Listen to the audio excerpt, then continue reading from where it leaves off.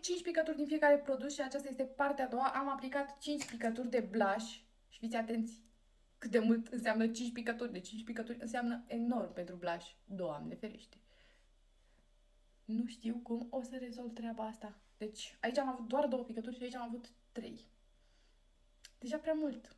Burețelul. Am uitat de burețel. Burețelul te salvează din orice situație. Bun, haideți să aplicăm 5 picături de eliminator. Acum, în sfârșit, avem un eliminator lichid. O să iau un cap de pensulă și o să vedem. 1, 2, 3, 1, 2.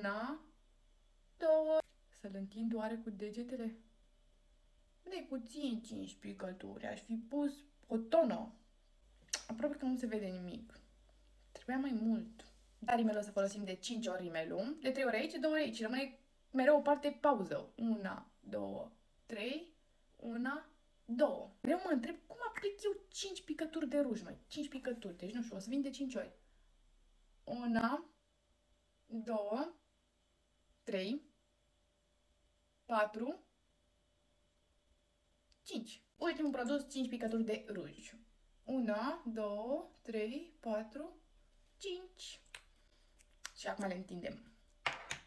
Hai că am dovedit și aceste 5 picături, cu cât să mai urmeze.